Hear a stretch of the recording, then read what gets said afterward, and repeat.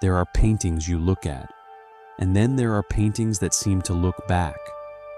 For more than 500 years, people have stood before the same face and felt something strangely familiar. Her eyes seem to meet yours. Move to the left, and she is still looking. Move to the right, and somehow she is still there. But here is where the mystery begins. Leonardo da Vinci did not paint a supernatural woman whose eyes literally follow you. There is something much more subtle happening, something hidden between the paint, the light, and the way your own eyes see. And to understand it, we have to go back to the beginning. Look at her eyes. Don't look anywhere else. Now, look at her mouth. Something changed. The smile seems to become weaker, almost uncertain. Now look away from the mouth and let your attention return to her eyes. There it is again, the smile. It seems to appear and disappear without the painting ever moving. This is one of the strange powers of Leonardo's portrait. Your eyes don't see everything with equal clarity at the same time. And Leonardo understood that. He understood that the human face is not simply read by looking at individual details. It is assembled by the mind, from light, shadow, edges, and suggestion.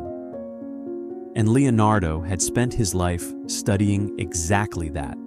Leonardo da Vinci was not satisfied with simply painting what was in front of him.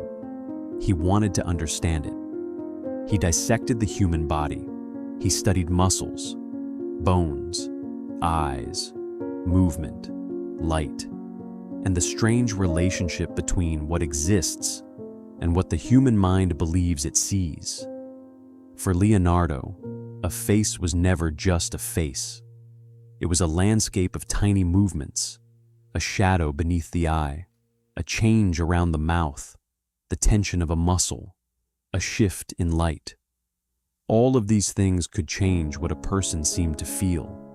And somewhere inside this obsession, Leonardo began painting a woman from Florence, a woman whose face would eventually become more recognizable than almost any face in human history. Her name was Lisa Gherardini, but the world would remember her differently, Mona Lisa. And then there is the smile. At first glance, it seems simple, but look closer. There is no hard line announcing, this is where the smile begins. Leonardo allowed light to dissolve gradually into shadow. Edges become softer, contours become uncertain. The technique is known as Sfumato, smoke-like transitions, without obvious borders. And something remarkable happens. When you stare directly at the mouth, your vision searches for details. But when you look elsewhere, your peripheral vision begins to interpret those soft shadows differently. The smile seems to return. It is almost as if the expression exists, somewhere between the painting and your perception of it. Leonardo didn't need to paint a smile that was completely obvious. He painted one that your mind could complete. And perhaps that is why it has survived for 5 centuries. Because the moment you think you understand it, it changes. But before she became an icon, before the theories, before the crowds, before the Louvre, there was simply a woman. Lisa Gherardini lived in Renaissance Florence. She was born into a Florentine family and married Francesco del Giocondo. At some point around the beginning of the 16th century, Leonardo began the portrait that would eventually become known as the Mona Lisa. And this is important because when we look at the painting today, it is almost impossible to imagine her as an ordinary person. We see the Mona Lisa. We see a symbol, a mystery, a face reproduced millions of times. But Leonardo was painting a living woman, not a goddess, not a myth, not yet a legend, just a human being sitting quietly before an artist. And perhaps that makes the painting even more remarkable, because Leonardo transformed an ordinary portrait into something that seems almost impossible to finish. Most portraits have a beginning, a commission, and eventually an ending. The Mona Lisa seems to have resisted all three. Leonardo continued working on the painting over a long period, and rather than simply completing it and handing it away, he remained attached to it. He carried it with him later in life. The painting followed Leonardo through different chapters of his life until he eventually brought it to France. Think about that. A portrait commissioned in Florence ended up traveling with the man who painted it, and Leonardo continued to refine his understanding of the image. Perhaps he was pursuing perfection. Perhaps he was experimenting. Perhaps the painting had simply become something he was unwilling to abandon. We cannot know exactly what was happening inside Leonardo's mind, but the painting itself gives us a clue. It doesn't feel finished in the ordinary sense. It feels alive. And this is where the mystery becomes deeper. What exactly is Lisa feeling? Is she happy, sad, amused, calm, distant? The painting never gives us a definitive answer. And that uncertainty may be one of its greatest strengths. Leonardo doesn't force an emotion onto us. He leaves space for us to search for one. The eyes are calm. The mouth is ambiguous. The posture is composed. And the landscape behind her seems to belong to another world entirely. We keep looking for a single explanation, but the painting keeps refusing to give us one. Perhaps that is why every generation tries to solve her. One person sees happiness, another sees melancholy, another sees confidence, another sees something almost unsettling. But maybe the painting was never designed to provide a single answer. Maybe the uncertainty is the answer. Look behind her. The woman is familiar. The world behind her is not. Mountains rise in the distance. A winding road disappears into the landscape. Water stretches toward the horizon, and the two sides don't seem to settle into one perfectly stable world. It feels almost dreamlike, as though Lisa is sitting between two realities, a human figure surrounded by a landscape that seems to have no precise location. Leonardo was fascinated by nature, water, rocks, atmosphere, the way distant objects lose their sharpness, the way mountains disappear into blue. So the landscape isn't simply decoration, it creates distance, mystery, and perhaps something more. The woman is close enough to feel human, but the world behind her feels almost unreachable. And that contrast may be part of what makes the portrait feel so strange.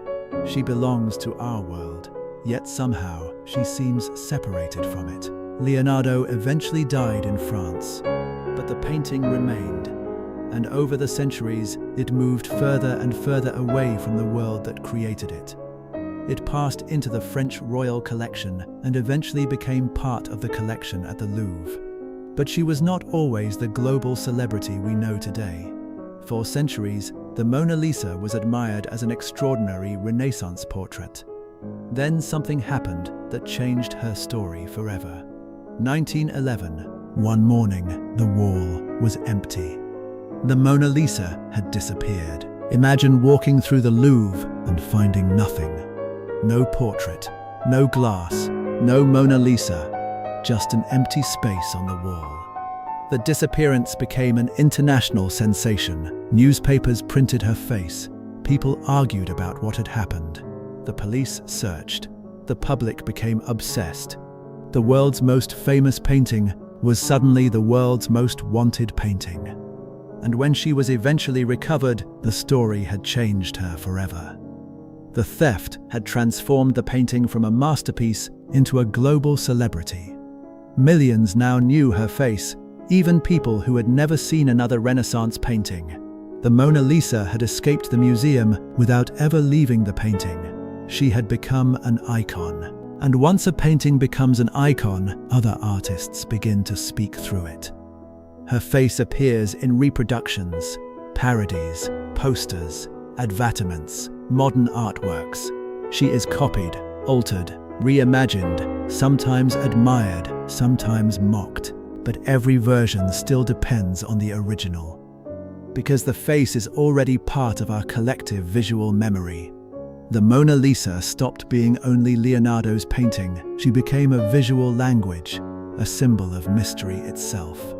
And perhaps that is the strangest transformation of all. Leonardo painted one woman. History turned her into something much larger. So, why does it feel like you can't escape the Mona Lisa's gaze? It isn't because her eyes literally follow you.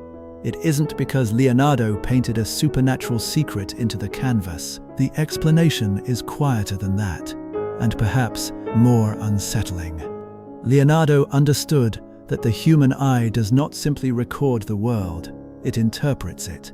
He created soft transitions, ambiguous expressions, a gaze that feels present, a smile that refuses to settle, a landscape that refuses to explain itself.